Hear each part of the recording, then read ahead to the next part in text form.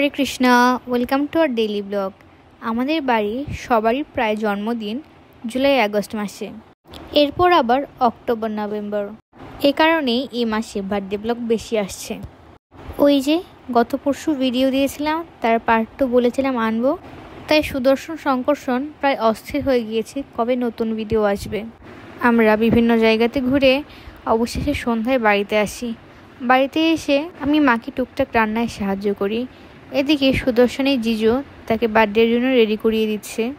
আমি তো আগেই বলেছি, আমাদের যেই জায়গাটাতে কেক কাটা হতো সেই জায়গাটা কিছুদিন ধরে আটকে আছে, তাই আমরা এইখানেই বার্থডে কেক কাটছি। আর এই জায়গাটাতে খুব বেশি ডেকোরেশনও করা যায় না, তাই একটা অসুবিধার মধ্যেই পড়তে হয়। বার্থডে বয় এতক্ষণ খুব এক্সাইটেড থাকলেও এখন বেশ সিরিয়াস হয়ে গিয়েছিল, মুখ দিয়ে যেন হাসি বেরই হচ্ছিল না। আমার কিন্তু এই বার্থডে ক্যাপগুলো পরতে এখনও বেশ ভালো লাগে, তাই ওদের জন্য আনা বার্থডে ক্যাপগুলো ওরা নিজেরাই পরে নিল। এদিকে প্রখরের আর নিলয় একটু দরকারে বেরিয়েছে, যে কারণে ওদের আসতে একটু লেট হচ্ছে। আর ওদের জন্যই মেনলি সবাই ওয়েট করছে, তাই সবার আগে ফটোশ্যুট কমপ্লিট করে নিচ্ছে।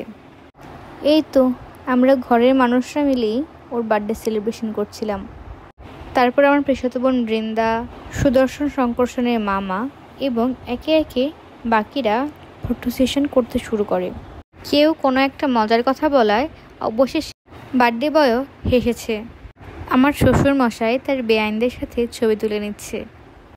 এরপর প্রখরা চলে আসায় মোমবাতি জ্বালিয়ে বার্থডে কেক কাটা শুরু হয়। ও তার আগে একটা গ্রুপ সেলফি না হলে কি হয়, সবাই মিলে একসাথে একটা গ্রুপ সেলফি নেওয়া হলো। আসলে অনেকে ভাবতেই পারেন এত ছবি তোলার কি আছে, এই ছবিগুলোই স্মৃতি হয়ে থাকে আর কিছুই না। এই যে আমরা সবাই মিলে একসাথে একটা সুন্দর সময় কাটালাম, সেটারই কিছু মুহূর্ত ধরে রাখে এই ছবিগুলো। এইদিকে কেক কাটা শেষ হওয়ার আগেই নন্দিনী আর প্রখর মিলে সমস্ত বেলুন ফাটিয়ে ফেলে, কারণ ওদের কাছে মনে হয় বেলুন না ফাটালে নাকি বার্থডে মনে হয় না। এরপর একে একে সবাই মিলে সুদর্শনকে আশীর্বাদ শুরু করে।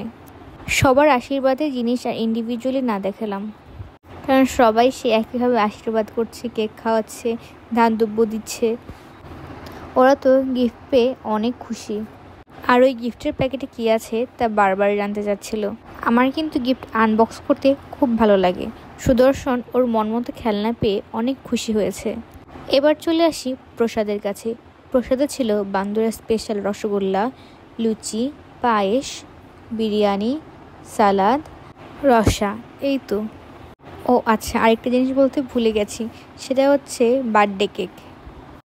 এই তো সবাই প্রসাদ পেতে বসে যায়। আমরা সবাই ঘরের মানুষ ছিলাম বলে যে যার মতো করে প্রসাদ পাচ্ছি। বিরিয়ানিটা কিন্তু অনেক ভালো হয়েছে। কেমন লাগলো ভিডিওটি কমেন্ট করে জানাবেন। হরে কৃষ্ণ।